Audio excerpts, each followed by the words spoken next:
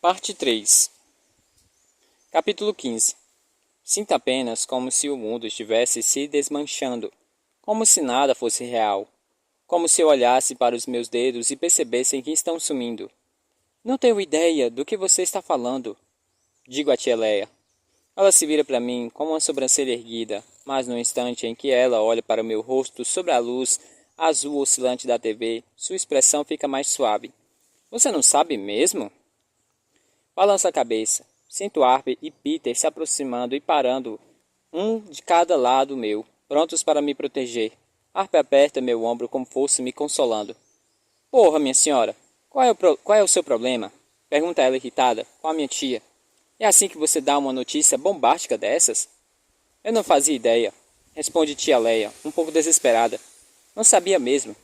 Teve uma época em que Mara não parava de falar sobre o bebê. Não a vejo faz 20 anos. Como poderia saber que ela tinha parado com isso? Não tenho ideia do que você está falando, repito. Minha mente vasculha 1 milhão de lembranças. De minha mãe. De minha mãe comigo, passando as cenas depressa em busca de qualquer indício de que eu não tenha sido a primeira. Mas não há nada. Tem minha mãe penteando meu cabelo depois do banho, quando eu era pequena. Minha mãe tirando uma foto do meu primeiro dia no jardim de infância. Minha mãe me ensinando a fazer ovos mexidos. Só minha mãe. A única coisa que me faz acreditar que tia Leia está dizendo a verdade é a lembrança de uma foto escondida em uma gaveta do apartamento dos meus avós. Um bebê anônimo em 1986. Do arrepio que percorreu a minha espinha quando vi aquilo.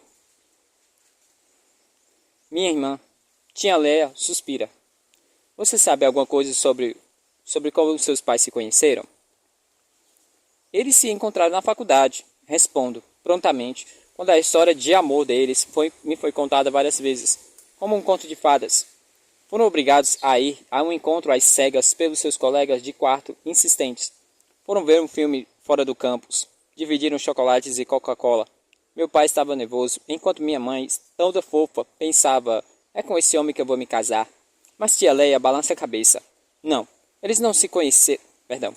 Não, eles se conheceram em Nova York no fim do ensino médio. Você não sabe mesmo? Não, ela não sabe, responde Harp entre os dentes. Escute, diz tia Leia. Ela pega um controle remoto e desliga a TV. Vou contar o que aconteceu. No fim do último ano do ensino médio, Ned viajou para Nova York com um grupo de escola para participar do Uno Júnior. Ele teve que implorar que nossos pais deixassem, mas só porque nunca tinha saído de Pittsburgh sozinho. Até essa viagem, meus pais nunca tiveram motivos para não confiar no meu irmão. Eu já tinha terminado a faculdade e trabalhava na cidade. Toby e eu estávamos casados havia 2 meses. Eu estava na casa dos meus pais para o jantar do domingo quando Ned voltou, e mal conseguíamos perguntado como havia sido a viagem quando ele contou que conheceu uma garota. Bem, ele conheceu uma garota, e daí, né? Disse que se conheceram no parque, que o nome dela era Mara e que morava em Nova York. Só isso. Foi tudo que ele nos contou. Então, era tudo que sabíamos. Mas, de repente, começou a ficar 4 ou 5 horas no telefone toda noite com ela. Passava 8 horas dentro de um ônibus, indo e voltando para Nova York nos fins de semana. Ela nunca vinha para nossa casa. Não sei o que meus pais pensaram, mas imaginei que Ned estivesse com vergonha da gente. Achei que ele tivesse convencido a namorada chique de Nova York de que tinha vindo de uma família de caipiras ou coisas do tipo. Mas não foi isso. A verdade é que sua mãe estava grávida. Ela já estava com uns 5 meses quando eles se conheceram. Acho que não sabia quem era o pai. Mais tarde, Ned explicou que ela havia começado a andar com más companhias e a sair com caras mais velhos que a maltratavam. Talvez se drogasse, não sei. Os pais tinham expulsado Mara de casa e ela estava morando com uns amigos que Ned não aprovava. Durante todos aqueles fins de semana em Nova York, ele tentou encontrar um apartamento para ela, pagando com o dinheiro que ganhava, trabalhando numa farmácia. Então ele completou 18 anos. Então ela completou 18 anos. E depois ele também. E os dois se casaram. Antes mesmo da nossa família ver a cara dela. Ele finalmente trouxe a garota para nos conhecer. Ela já devia estar no 8º mês, enorme. Estava com a cara horrível, a pele toda encebada e o cabelo com as pontas azuis. Um alfinete enorme enfiado no meio do nariz. Achei que minha mãe fosse morrer do coração, juro. A gente perguntava para eles: por que vocês fizeram isso? Por que não contaram nada? E Mara só ficava lá sentada, roendo as unhas, sem dizer uma palavra. Ned respondeu que eles se casaram porque estavam apaixonados. Que não tinha nos contado, porque não entenderíamos. Meu pai perguntou se ele tinha noção do quanto trabalho um bebê dava. Será que realmente se achava capaz de criar um filho de outro homem? Foi aí que Mara finalmente falou. Contou que iria dar o bebê para adoção, que queria começar de novo. E dava para ver, pela cara de Ned, que ele não estava feliz com a decisão. Devia cultivar alguma fantasia dos dois brincando na casinha. Eu o conheço desde que nasceu. Sei que como ele pensa. O garoto até podia se apaixonar por uma adolescente punk grávida, mas passava o tempo inteiro fantasiando em uma grande família feliz. Duvido muito que tenha sido a sua mãe quem fez pressão para que eles se casassem aos 18 anos. Se dependesse dela, ainda teriam muitos anos loucos pela frente. Mas ele deve ter conseguido convencê-la de que seria ótimo largar tudo e ser uma boa menina, porque foi o que ela fez. A outra coisa que aconteceu, se você quer saber a verdade, continua Leia, e parece que sua voz recebe uma nova leva de frieza, alimentada pela raiva e recriminações antigas. É que a gente disse que queria ficar com o bebê. Toby e eu não tínhamos filhos, não por escolha própria, e dissemos que criaríamos a criança e a amaríamos como se fosse nossa. Mas Mara negou. Disse que era muito doloroso ficar tão perto da filha e saber tanto sobre a vida dela. Então deu à luz e entregou o bebê para estranhos. O que também não me fez sentido, porque ela manteve o contato com os pais adotivos por vários anos. Até paramos de nos falar, pois doía demais ouvir sobre aquilo. Ela dizia coisas como: os Corey me mandaram uma foto de Winnie, ou Winnie está aprendendo a andar de bicicleta. Como se estivéssemos falando da filha de algum amigo, não do sangue do seu sangue. Um dia acabei dizendo: Mara, não quero mais ouvir sobre Winnie, porque toda vez que você fala dela, eu me lembro de que não deixou que ela fosse minha. Isso a fez calar a boca, e Ned ligou depois aos berros falando que eu deveria ter vergonha. Mas não tive na época, e continuo não tendo. Então, uns 10 anos depois, você nasceu. Meus pais me contaram porque Ned e Mara não falavam mais comigo. Eles já estavam casados havia 10 anos quando você nasceu. Na minha opinião, é tarde demais. A pessoa acaba entrando numa rotina depois de 10 anos. Como vai abrir espaço para um bebê? E se tratando dela, como poderia ter certeza de sequer seria um filho? Então é isso, completa ela, cruzando os braços. Você tem uma irmã e Você tem uma irmã e nenhuma prima. Por isso, não me surpreendo saber que Mara se meteu nessa história de arrebatamento e sumiu, porque ela nunca teve qualquer problema em abandonar uma filha. Quando tia Leia termina de falar, eu pergunto onde fica o banheiro. Ela aponta para o corredor com uma expressão meio preocupada, como se esperasse mais perguntas ou gritos. Mas não quero mais falar com ela. Não quero mais ouvi-la falar, nunca mais. Arp fez menção de me seguir, mas a disperso com um gesto. No banheiro fico apenas parada sobre a luz fluorescente e examino meu rosto no espelho. Tenho sarnas da minha mãe e o cabelo escuro do meu pai. Sou a pessoa com que eles escolheram criar junto. Sou o recomeço dos dois, uma criança nascida após tomarem uma decisão de serem bons. Estou com raiva. Nunca senti tanta raiva. Não é por causa da minha irmã, do sexo sem proteção da minha mãe, cheia de pinças, e nem por meu pai corajoso e burro bancando o herói. Eu estava com raiva porque não sabia de nada daquilo. Sempre tive que ouvir, sentada no sofá, tia Leia contar. Porque tive que ouvir, sentada no sofá, tia Leia contar aquela história toda. Porque eles foram embora. Eles me disseram que iam, e foram mesmo. E ainda fizeram parecer que tiveram que partir porque me faltava algo. Agora eu sei. Essa sempre foi a história deles. Se eu sequer cheguei a fazer parte dela, foi apenas uma nota de rodapé. Quando eu saio do banheiro, tio Toby está me esperando. Ele me entrega uma coisa, uma foto antiga. É um retrato dos meus pais na formatura da faculdade. Estão abraçados, usando túnicas e chapéus azul marinho. Parecem tão felizes. De acordo com a linha do tempo que minha tia traçou, naquela época já estavam casados, fazia 4 anos. Winnie já se fora há muito tempo, e logo Toby e Leia iriam também. E mais tarde, os pais da minha mãe, e por fim eu. Leia amava seu pai, disse Toby baixinho. Amava mesmo. Era o irmãozinho dela. Eu me lembro de como ela falava sobre ele quando começamos a sair. Fazia o garoto parecer um gênio, um astro de cinema. E ele não passava de um moleque desengonçado. Ela ficou magoada quando seus pais não quiseram que a gente criasse Winnie. Mas isso não foi nada comparado a quando os dois pararam de falar com a gente. Ela passou semanas ligando 3 vezes por dia, todos os dias, implorando perdão, mas eles não queriam mais saber dela. Ele estala os dedos para demonstrar como foi rápido e fácil para falar. Como foi rápido e fácil para os meus pais. Não consigo imaginá-los crentes. Não posso nem imaginar o que você passou nos últimos anos. Mas eles foram bem divertidos. E nunca conheci um casal mais apaixonado. Achei que você merecesse a chance de se lembrar dos dois desta forma. Na foto, o cabelo da minha mãe não está mais azul, e sim louro acobreado como sempre. Olhando para ela, não dá para saber que já esteve grávida e que algum homem a maltratou. Ela parece uma jovem normal no dia da formatura, animada e amada. Posso usar a internet? Pergunta ao tio Toby. Primeiro eu busco o nome dela. Winnie Corey. Há páginas que não levam a lugar nenhum. Registros históricos de inundações e incêndios e um obituário de uma mulher em Dallas nascida em 1943. Então, encontro o que tanto desejava. Uma página em uma rede social que quase todas as informações bloqueadas, mas com uma foto de perfil que mostra uma mulher perto dos 30 sorrindo ao sol, o rosto quase coberto por enormes óculos escuros. Winnie Corey, mestrado na Universidade de Berkeley. A pessoa que, certa noite, no mês passado, deve ter descobrido o número do telefone dos avós biológicos ligado para eles. Só para ver o que aconteceria. Só para ouvir como era a voz deles. Não foi o silêncio da minha mãe que a escutei. Foi o da minha irmã. Olhe para o meu e-mail e veio Warnberg me respondeu.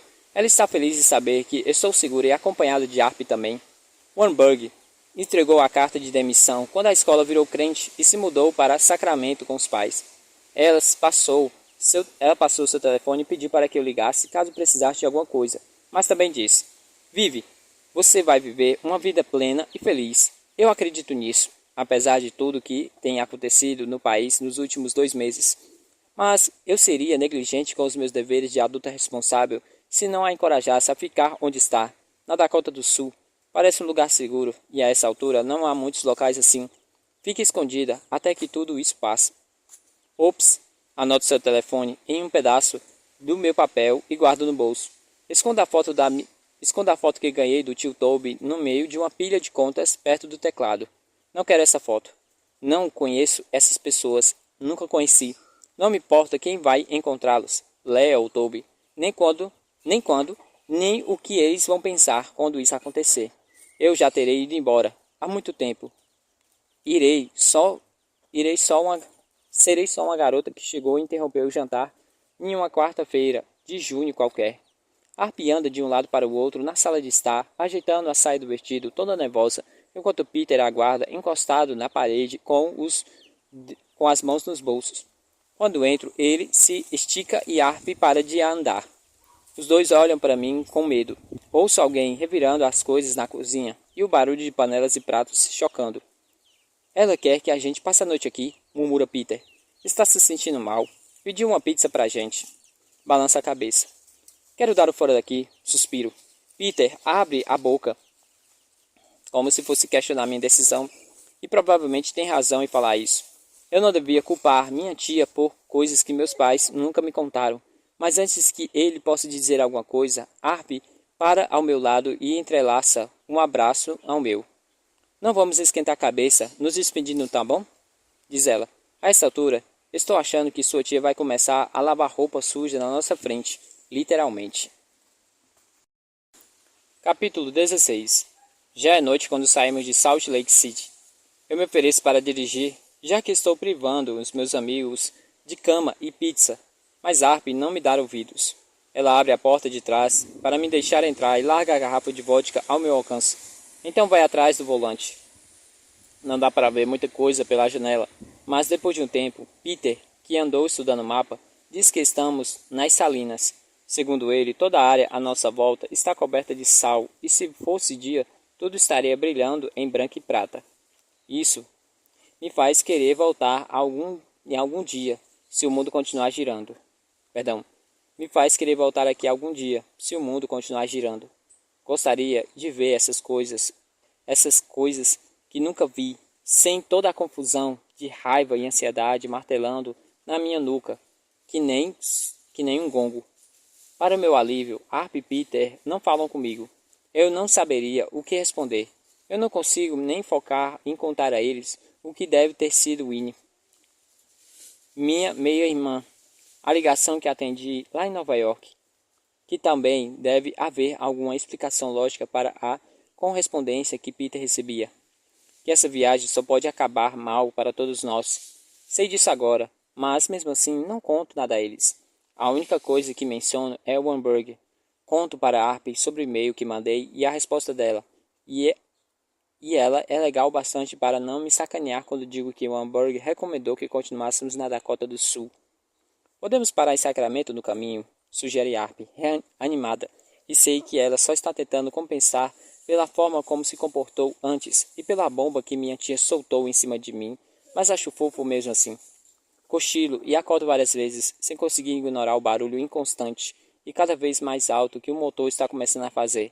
Depois de rodarmos metade do país com esse carro, em alguns momentos ouço Harp e Peter conversando preocupados. Mas o que a gente vai fazer quando chegar lá? Pergunta Harp.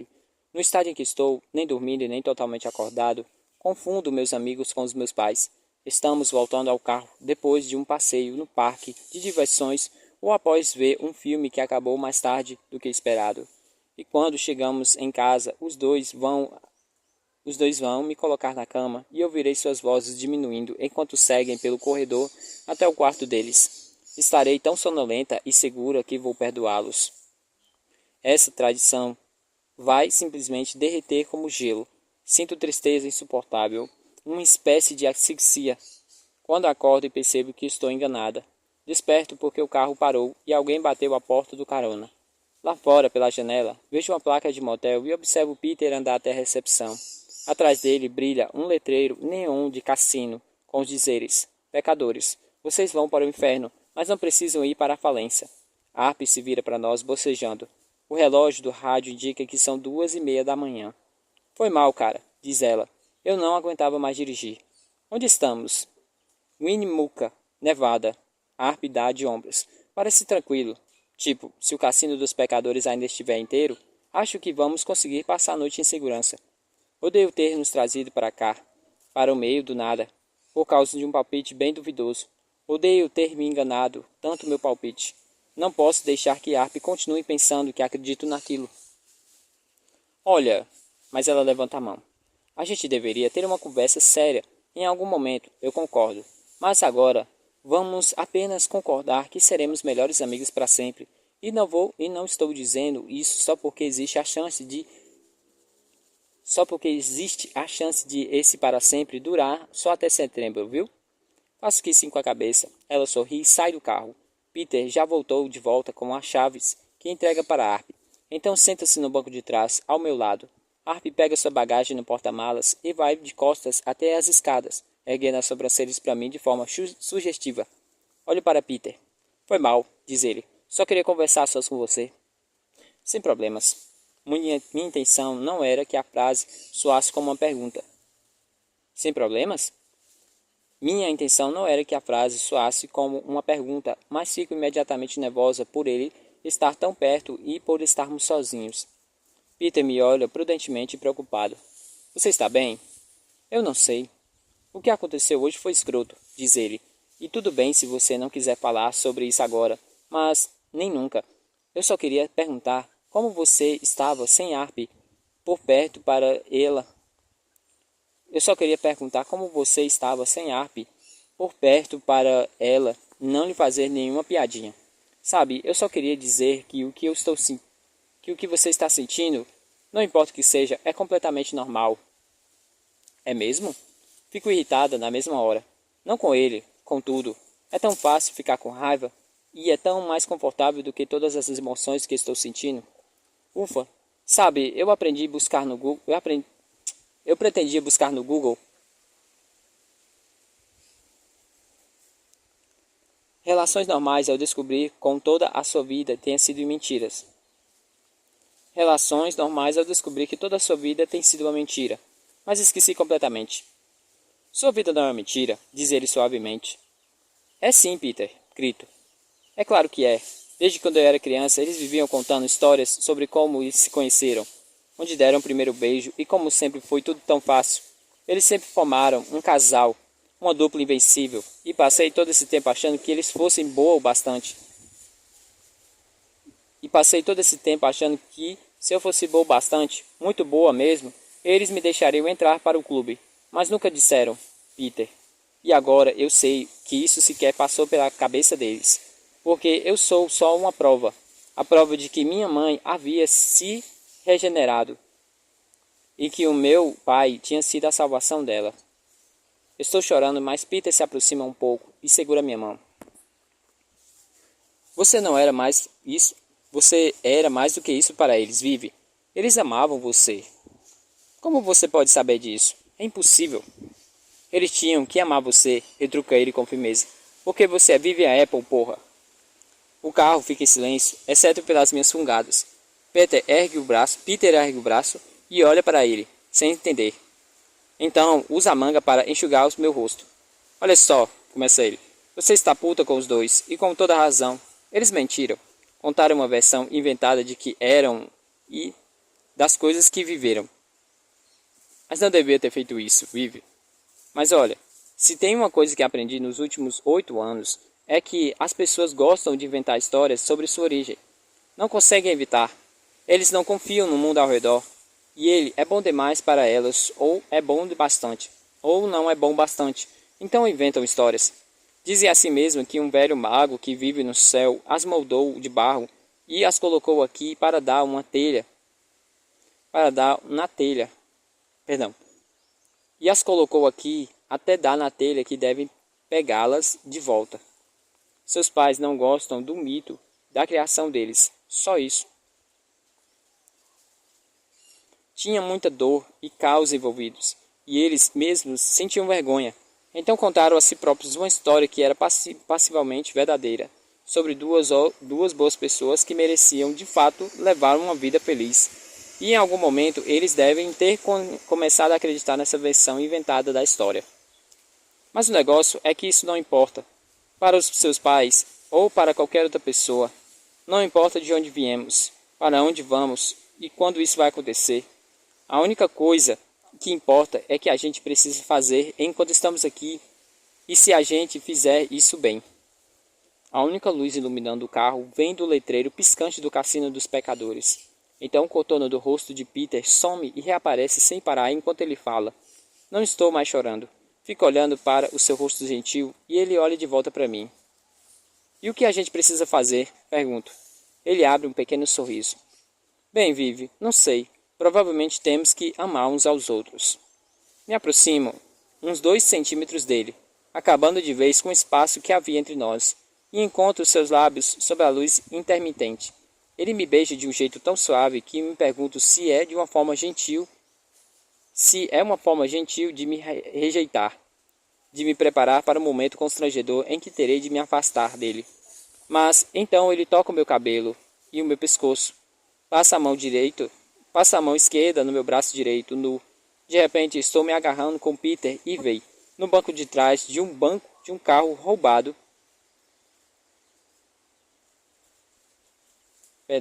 De um carro roubado no estacionamento de um motel em Winnemucca, Nevada, quase 3 da manhã. E a melhor parte é que é tão fácil.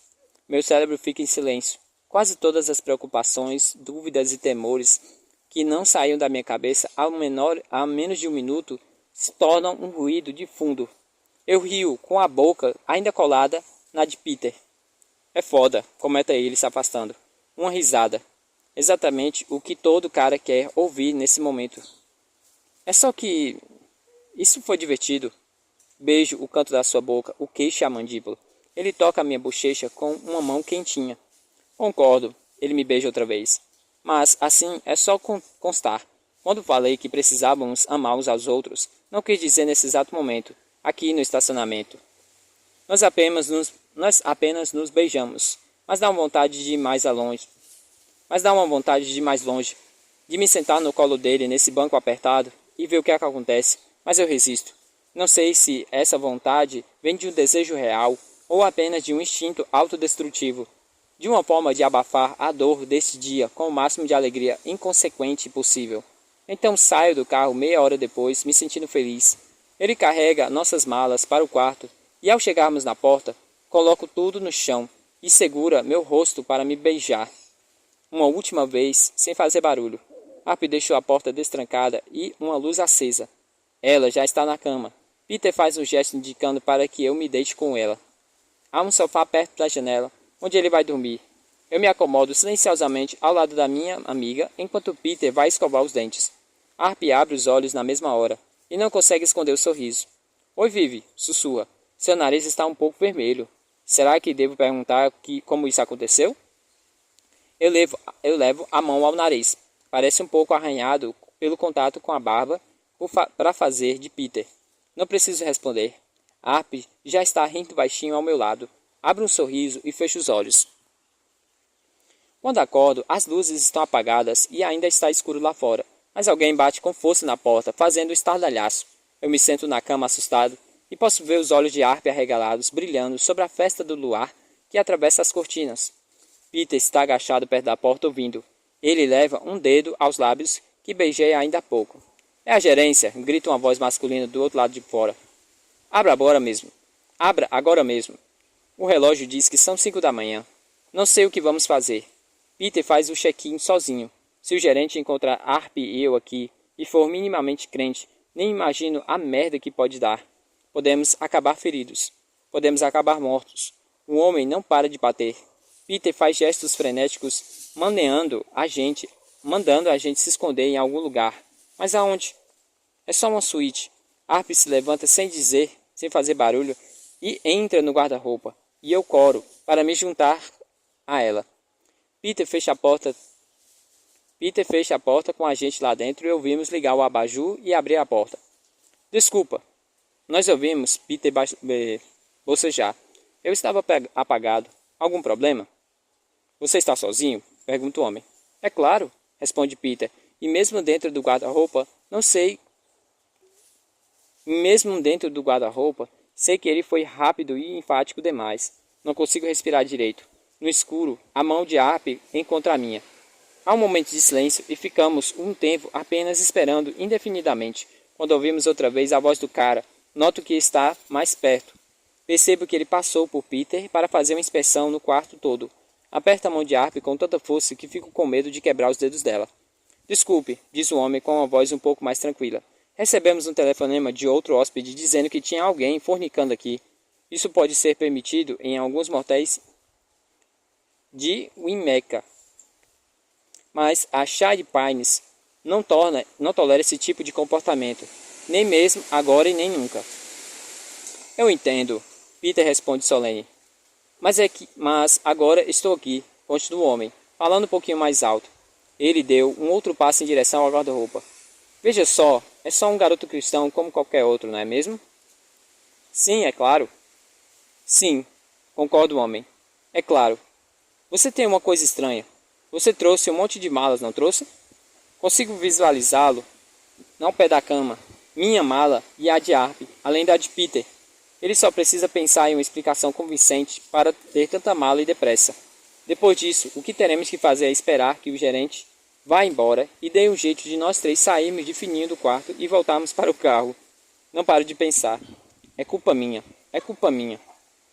Estou fazendo tanto esforço para ouvir a resposta de Peter que levo um segundo para perceber que as portas do guarda-roupa estão abertas e o gerente do motel, um homem de rosto vermelho e cabelo loiro claro, arranca Harp aos berros de lá. Tento chutá-lo quando ele me pega. Mas é inútil. Ele agarra meu cabelo e sinto uma dor horrível no couro cabeludo. Ninguém nunca me machucou assim de propósito. Foi tão de surpresa que nem consigo gritar. Em um universo alternativo, a cena é quase engraçada. O gerente está usando um pijama azul listrado com uma plaqueta de identificação presa de qualquer jeito no bolso. Aparentemente o nome dele é Chip. Com um dos braços segura a harpa que está se contorcendo e puxa o meu cabelo com mais força toda vez que ela tenta chutar no saco, o que acontece inúmeras vezes.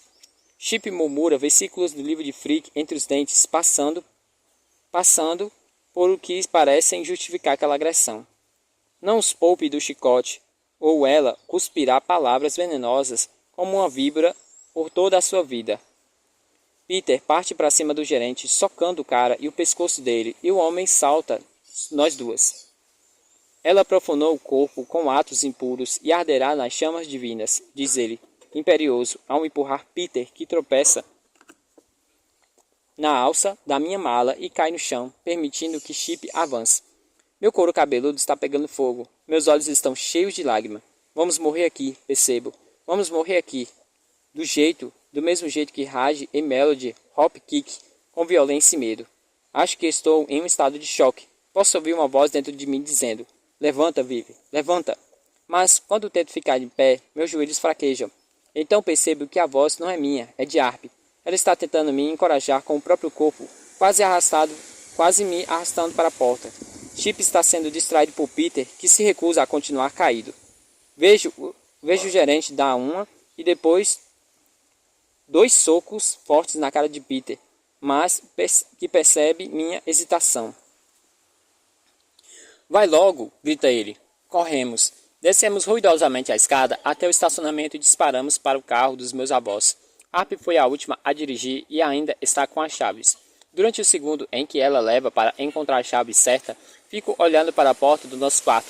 Ainda ouço Chip murmurando orações, o som da luta. Ainda vejo silhuetas passando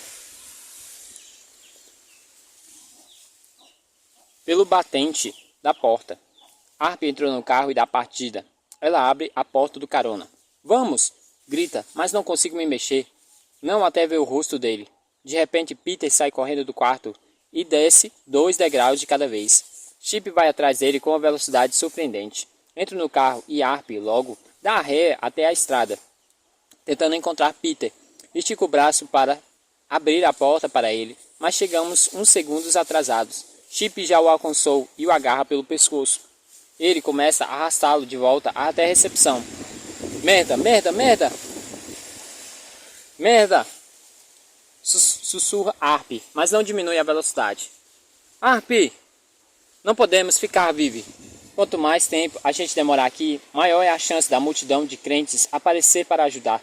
Vamos resgatar Peter, eu juro, mas primeiro precisamos descobrir como fazer isso. Temos que tomar cuidado. Eu tenho um plano, dá a volta. O rosto de Harp continua contorcido de preocupação e ela age como se não fosse me dar ouvido. Dá a volta! Grito. Ela sai do estacionamento e dá a volta pela entrada. Chip arrastou Peter até quase a porta da recepção e embora ele esteja lutando para se soltar do gerente, dá para ver que está perdendo. Seu olho direito está em carne viva, inchado, e sangue escorre do nariz quando os braços grossos de Chip apertando em volta do pescoço de Peter. Sem pensar muito no que vou fazer em seguida, pulo do carro ainda em movimento, fazendo Harp berrar de susto. Ei! Grito. Chip para de arrastar Peter, que deixa de se debater. É difícil entender a expressão na cara machucada dele, mas acho que consigo captar uma leve preocupação no que eu tenho ficado completamente maluca. Talvez eu tenha mesmo. Por um instante penso na marreta que está largada no porta-malas. Penso no revólver de Gallifrey nos deu ao sairmos do complexo dos novos órfãos. Peter o enfiou no porta-malas, parecendo sem jeito só de ter encostado naquilo. Eu podia ir até lá do carro e usá-lo, segurá-lo com confiança suficiente para dar a Peter um momento de distração que ele precisa para percorrer os quase 4 metros até o banco de trás do carro. Mas não consigo justificar esses atos para mim mesma. Não importa o quanto eu queira beijar o garoto que estou tentando salvar. Eu estaria fazendo o jogo dos crentes, dizendo a mim mesmo que não tem problema usar violência ou ameaçar usar violência para conseguir o que se quiser. E Deus amava tanto o mundo, disse o livro de Frick, que nos deu armas para nos proteger, os nossos lares e nossas mulheres. Segundo Frick, Eva, que era fraca, temia a lança de Adão e a descobriu, quando na verdade Deus a criou especialmente para Adão. A serpente foi apenas a gota d'água para o Criador. Não vou pegar o revólver, vou improvisar. Eu me pergunto se a coragem é isso. Adrenalina, mais amor, mais estupidez absoluta. É sério, garotinha? Pergunta Chip, dando risada. Ele quebrou a cara de Peter, mas não está nem suado. Você ganhou o que chamamos de prorrogação e é melhor aproveitar. O livro de Frick, capítulo 78, versículo 22, gritou ele. E Thomas Jefferson pôs a mão sobre a fronte de Frick. E Thomas Jefferson disse, homem algum tem direito natural de cometer quaisquer agressões ao direito natural do outro homem. É isso, e somente isso, que as leis devem legislar. De repente, algo brilha no olhar de Chip. Desconforto ou incredulidade? Não sei. Ele não responde. Não solta Peter. No carro ouço Arp sem fôlego murmurar. Uau! Você leu o livro de Frick do começo ao fim. Continuo. Não leu? É claro que eu li a porcaria do livro. Retruca Chip. E faz o sinal da cruz bem depressa no ar como uma mão livre. Você está tirando esse trecho do contexto. Estou, é? Pergunta ele. É claro que estou. Estou, é? Pergunto a ele. É claro que estou. Faz meses que folhei o livro de Frick dos meus pais que me deram. E me lembro das partes mais bizarras e de uma ou duas passagens que faziam sentido. Não tenho a sensação de que... Mas tenho a sensação de que o gerente não sabe disso. Vamos torcer para que você esteja certo, Chip. Porque o que acha da profetisa? Porque o que acha que o profeta Jefferson diria se olhasse aqui embaixo e visse você fazendo isso? Bem enquanto a lista de passageiros para a segunda balsa está sendo feita? Chip afrouxou o aperto só um pouquinho. Peter não está mais arquejando. Tenta recuperar o ar e limpa o sangue do rosto com a manga. Mas, e a parte, eu truco o homem, quase pensativo, e a parte que diz, a estrada para o reino dos céus está cheia de condenados. Esse trecho também está lá. Sem pensar direito, recito a próxima citação relevante que se passa na minha mente. Eu, porém, vos digo, amai-vos os vossos inimigos, bendizei os que vos maldizem, fazei bem aos que vos odeiam, e orai pelos que vos maltratam e vos perseguem. Assim que termino de dizer a frase, sei que fiz besteira. Nada no livro de Frick seria tão sensato. Chip fica sério. Isso não é de Frick. O pastor não falou isso. Ele joga Peter no chão e pressiona o joelho nas costas dele com força. Ouço Arp gritar atrás de mim e minha voz se junta à dela. Não!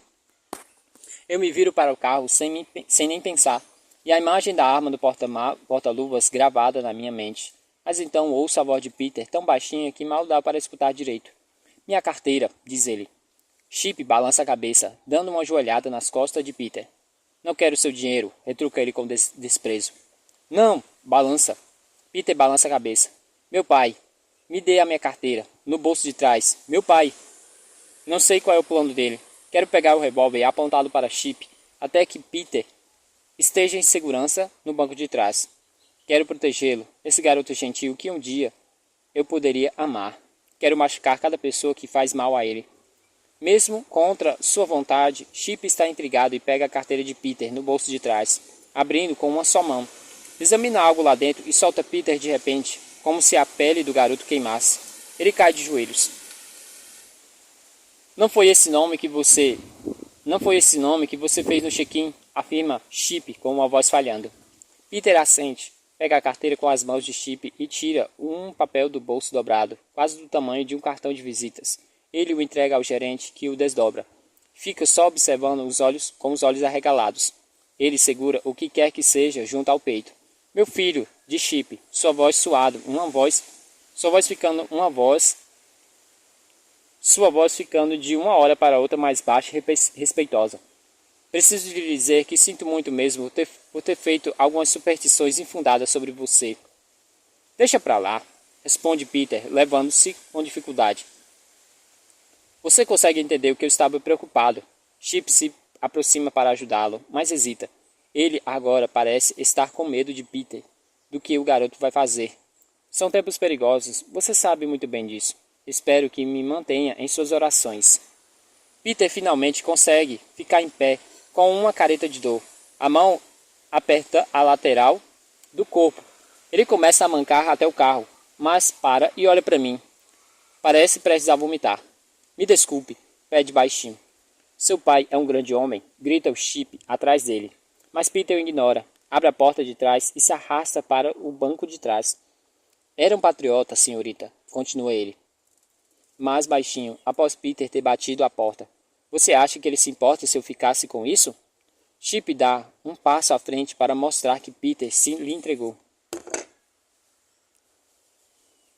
É uma foto pequena, do tamanho certo para caber na carteira, com marcas que indicam que foi dobrada e desdobrada inúmeras vezes, enfiada em carteiras, bolsos e em alguns papéis de livros por sabe lá quantos anos. É uma foto de um homem carregando um garotinho. O menino tem olhos azuis e está todo feliz. O homem tem cabelo loiro e grosso, pés de galinhas e lábios finos e sorridentes. O retrato é um velho. O retrato é velho, mas ainda sinto um calafrio a reconhecer o pai de Peter. É Adam Target, o porta-voz da igreja americana. O executor. Não há como ligar aquele homem ao garoto que beijei a essa noite no carro dos meus avós. É surreal. O sol está nascendo em Winnetka e Arp buzina. Eu me viro e vejo Peter escorregar para fora do campo de visão. Ele passou 8 anos carregando essa foto para tudo que é canto. E essa foi a primeira vez que ela serviu para alguma coisa. É toda sua, digo a Chip.